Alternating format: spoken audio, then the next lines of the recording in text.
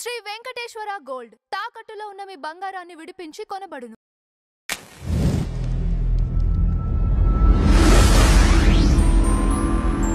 నమస్కారం శ్రీనివాస్ గారు. నమస్కారం స్వామి. వైజాగ్ స్టీల్ ప్లాంట్కి సంబంధించిన ప్రైవేటీకరణ ఏమైనా అవుతుందండి?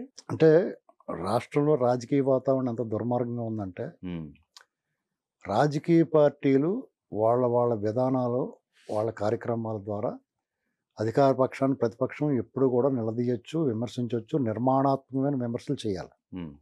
ఖచ్చితంగా అధికార పక్షం తప్పు చేస్తే మనం నిలబడాలి, కాల్పడాలి, వాళ్ళు నిలదీయాలి. దానికి ఒక వేదిక ఉంది, అసెంబ్లీ. ఖచ్చితంగా వాళ్ళు ఒక్కళ్ళు ఉన్నారా, 10 మంది ఉన్నారా, లేకపోతే 50 మంది ఉన్నారా అనేటువంటిది అనవసరం. ఒక్కడే ఉండి ఒక్కడుగు కూడా ముందుకెళ్ళటమే కదా. గతంలో ఒక్కడే శాసనసభ్యులు ఉన్నవాళ్ళు చాలామంది పోరాడిన చరిత్ర ఉంది, గట్టిగా ప్రభావం చూపించిన చరిత్ర కూడా ఉంది రాజకీయాల్లో. ఇప్పుడు జయప్రకాష్ నారాయణ గారు ఒక్కడే గెలిచాడు వాళ్ళ పార్టీ తరఫుని. ఆయన కూడా తన పని తను బాగానే చేశాడు. చంద్రబాబు నాయుడు గారిని ఒక్కడనే ఉంచి మిగతా వాళ్ళని సస్పెండ్ చేస్తే కూడా ఆయన నిలబడి మాట్లాడగలిగాడు, ఆయన చెప్పాలనుకుని చెప్పాడు.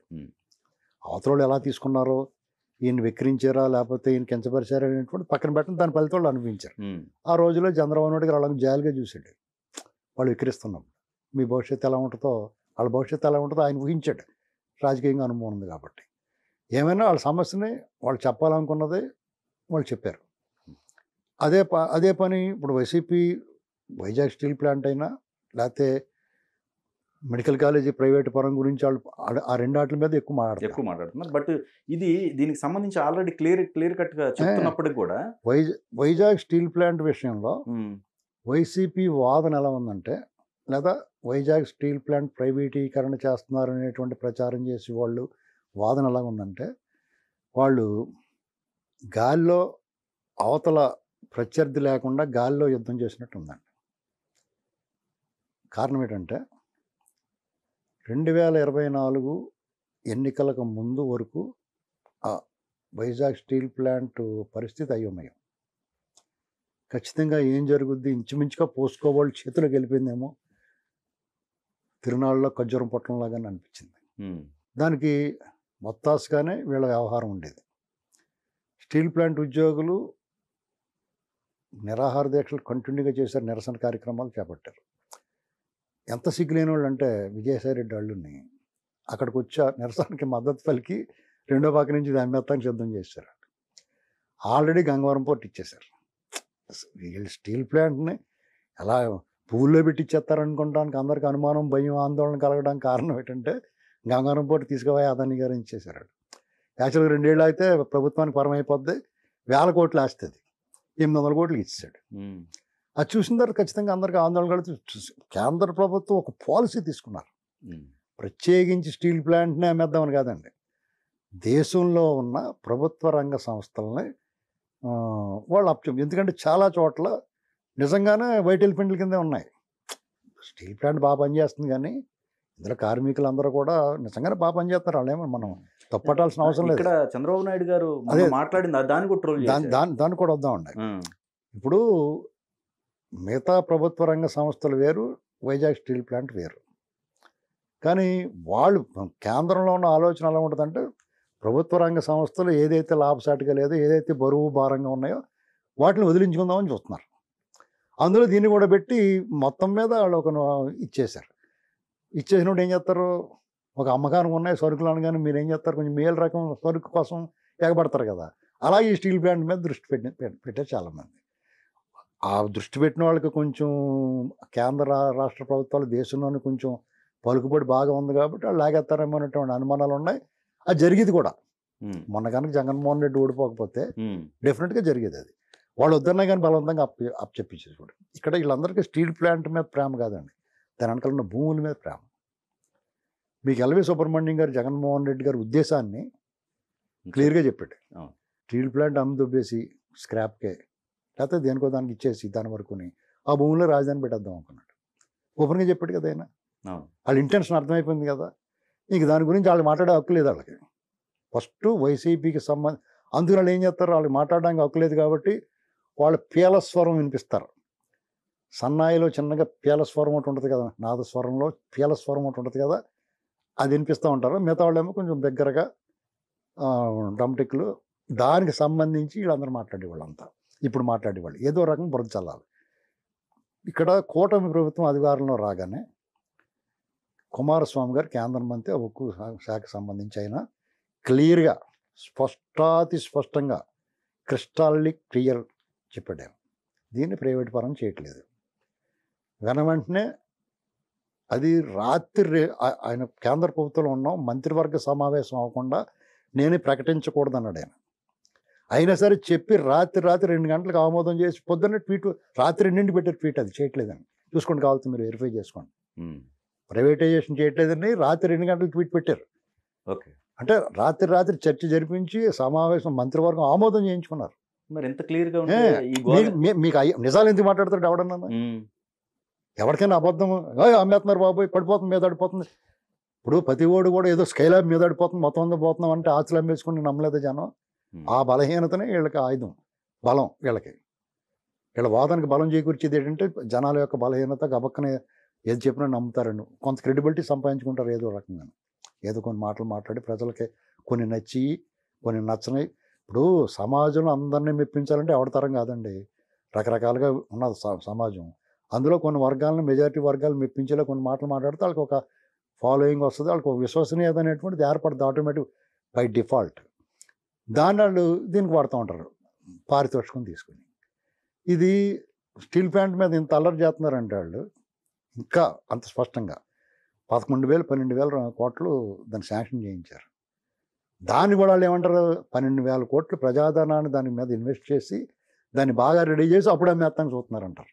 అంటే ఇక దీన్ని ఏం చేయాలి? దాన్ని మీరు దాన్ని ఏం చేస్తే మీకు తృప్తి కలుగుద్ది అంటే దానికి ఒక సమాధానం ఉండదు. ఇది దాని మీద మొన్న జరిగింది. ఇప్పుడు ఈ వివాదం మళ్ళీ వీళ్ళు కంటిన్యూస్గా ప్రైవేటైజేషన్ అయిపోద్ది అని అక్కడ కమ్యూనిస్ట్ నాయకులు కూడా తప్పండి అది. ఇప్పుడు కార్మికులు విశాఖ ఉక్కు ఆంధ్రుల హక్కు అనేటువంటిది ఒక రకమైన ఎమోషనల్ బాండింగ్ ఆంధ్రప్రదేశ్లో. అది లాభం వచ్చినా నష్టం వచ్చినా. కారణం ఏంటంటే మేము బాగా మా చిన్న వయసులో నీల సంజీవ్ రెడ్డి గారు ముఖ్యమంత్రిగా ఉండేవాడు. అప్పుడు ఉద్యమం ప్రారంభమైంది. ఇందిరాగాంధీ గారు ప్రధానమంత్రి. మా ఊళ్ళో అంటే మారుమూల ప్రాంతం రాజమండ్రికి ఒక 20 కిలోమీటర్లో ఉన్న ప్రాంతంలో అప్పట్లో, ఇప్పుడంటే రాజమండ్రికి 20-30 కిలోమీటర్లో ఉన్న వాళ్ళంతా కూడా దగ్గరగా ఉన్నట్టు లెక్క, నగరాలతో కలిసిపోయినట్టు. అప్పుడు అలా కాదండి. ఒక 20 కిలోమీటర్లు అంటే రాజమండ్రికి చాలా దూరం ఉన్న పల్లెటూరు అలాంటి చోట మా ఊళ్ళో స్కూల్ టీచర్లు వాళ్ళు ఉన్నారు కొంతమంది. వాళ్ళు చదువుకున్న వాళ్ళు కూడా కొంతమంది ఉన్నారు. వాళ్ళందరూ కూడా మీకు విశాఖ ఉక్కు ఆంధ్రుల హక్కు అంటూ నినాదాలు చేస్తా, నీలం సంజయ్ రెడ్డి గారు దిష్టిబొమ్మ తగలబెడతా, ఊరేగింపు చేస్తా, ఇందిరాగాంధీ విందులో పూంది, సంజీవ్ రెడ్డి లంచాలు దొడ్డి అని నినాదాలు చేసేవారు. నాకు బాగా గుర్తు, నాకు 7-8 ఏళ్ళు వయసు ఉంటుందేమో అప్పుడు. ఏంటంటే ఓకే, దాన్ని తీసుకెళ్ళి ఊళ్ళో ఒక 50 మంది 60 మంది కొంచెం చదువుకున్న వాళ్ళు, యువకులు, పెద్దవాళ్ళు, చిన్నవాళ్ళు అంతా కలిపి ఒక 2,000 జనాభా, 2,500 జనాభా ఉన్న ఊళ్ళో ఒక 100 మంది దాకా బయటకు వచ్చి, అలాంటి గ్రామాలు అంటే అది ఎంత ఎమోషనల్ అటాచ్మెంట్ చెప్పండి ఇది. పైగా అమృతరావు గారు అని చెప్పేసి తాడికొండ ఎమ్మెల్యే అప్పట్లో, ఆయన నిరాహార దీక్ష చేశాడు. ఇందిరాగాంధీ గారు కదిలి వచ్చి దానికి శాంక్షన్ చేశారు. తర్వాత 91లో లైన్లోకి వచ్చింది అది మొత్తం రన్నింగ్లోకి. అప్పటి వరకు విశాఖపట్నం అనేటువంటిది పూర్ణ మార్కెట్ సెంటర్, ఆసిలిమెట్రీ సెంటర్, బీచ్ రోడ్డు, అది కూడా కొంచెం హార్బర్ ఉంది. ఇది తప్ప విశాఖపట్నం ఏముంది అప్పటికి? ఈ వైజాగ్లో స్టీల్ ప్లాంట్ వచ్చిన తర్వాత అప్పటికే మన భద్రతా దళాల తాలూకు ఒక ఆర్మర్ డిపో ఉంది అక్కడ. మనకి ఒక సెక్యూరిటీ ప్లేస్గా దాన్ని పెట్టుకున్నారు ఆర్మీ. అంత తప్ప వైజాగ్ అంత ప్రాముఖ్యత లేదు. ఒక రకమైన పీస్ఫుల్ ఏరియా, నేవీకి సంబంధించి.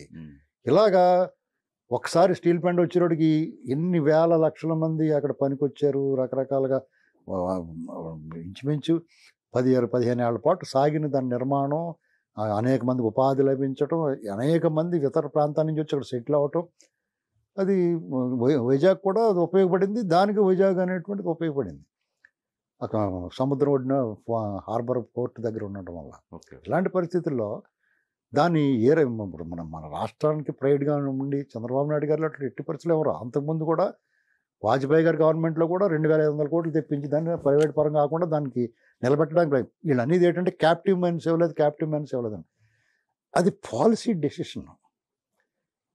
ఇన్ని నాళ్ళ చరిత్రలో ఆ క్యాప్టివ్ మైన్స్ ఇవ్వలేదని ఎందుకు మాట్లాడలేదు? కాంగ్రెస్ గవర్నమెంట్ 2004 నుంచి 2014 వరకు 10 ఏళ్ళు ఉంది. మరి ఓబులాపురం గనులు అయ్యి వాళ్ళు కావాల్సినట్టు దొబ్బెట్టించారు. ఎవరికి గాలి జనార్దన్ రెడ్డిగా దొబ్బెట్టిచ్చా?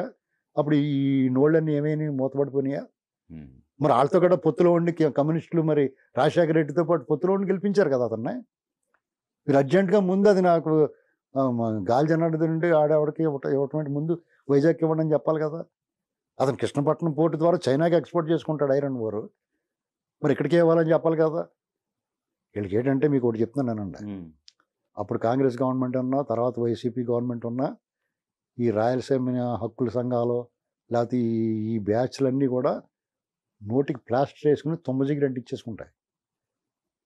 ఈ తెలుగుదేశం ప్రభుత్వం, ఆనాడు తెలుగుదేశం ప్రభుత్వం ఉన్నా ఇప్పుడున్న తెలుగుదేశం ప్రభుత్వం ఉన్నా బయటకు వచ్చి మాట్లాడుతూ ఉంటారు. కాబట్టి మనం వాళ్ళకి అనవసరంగా ఎక్కువ వాళ్ళు ప్రశ్నలు వేస్తారు. ఎక్కువ సమాధానం చెప్తే మీ పేరేంటి అని అడిగాను అనుకో, మీ పేరు అంజీ గారు అని చెప్తారు. మీ ఏ ఊరు అంటాం. తర్వాత మీరు ఏం చదువుకున్నారు, మీరు ఏముంట్లు అంటారు. ఇలా రకరకాలుగా వస్తాయి. నీ పేరేంటి అన్నప్పుడు నాకు సంబంధం లేదు, నీకు ఎందుకు అన్నారు అనుకోండి, అక్కడితో ఆగిపోతుంది. నేను కూడా అంతే, మీకెందుకు, ఆంధ్రప్రదేశ్ ప్రైడ్ అది. అందులో చంద్రబాబు నాయుడు గారి మాట నేను పూర్తిగా సమర్థిస్తున్నాను. పూర్తిగా పని చేసి మాట్లాడాలి ఎవరన్నా. అక్కడ ఒక లోపం ఒకటి ఉంది, మేనేజ్మెంట్ లోపం. వాళ్ళు ఉత్తరాది నుంచి దిగుతారు, ఐఏఎస్లో ఐపీఎస్లో లేకపోతే ఇలాంటి వాళ్ళు అందరినీ దింపి దానికి ఎండీల కింద కట్టేస్తారు. వాళ్ళు బాగుపడతారు, వెళ్ళిపోతారు. మీరు వాళ్ళ మీద యుద్ధం చేయండి. ప్రభుత్వాలు, ఇక్కడ ఉన్న ప్రభుత్వాలు దాన్ని కాపాడడానికి ప్రయత్నం చేసిన ప్రభుత్వాలమే కాదు, మీరు ఇదిగో ఈ పలానా మేనేజ్మెంట్ వచ్చినాడు ఇంత అన్యాయం చేస్తున్నాడో వీడి సంగతి చూడండి అని చెప్పి ప్రభుత్వానికి వినతలేమండి. మీరు ప్రభుత్వంతో కలిసి అతనే పోరాడి అతను పక్క తప్పించి అతను సరిగ్గా పని చేయకపోతే అతను గోల్డ్ కొట్టండి. అంతేగాని ఇప్పుడున్న ప్రభుత్వాన్ని మీకోసం దాన్ని కాపాడి ఉంచిన ప్రభుత్వం మీద మీరు దాడి చేయడం అనేటువంటిది ఎవరు ఏం మాట్లాడినా తప్పున్నారంటే తప్పున్నారా అని అంటాను నేను.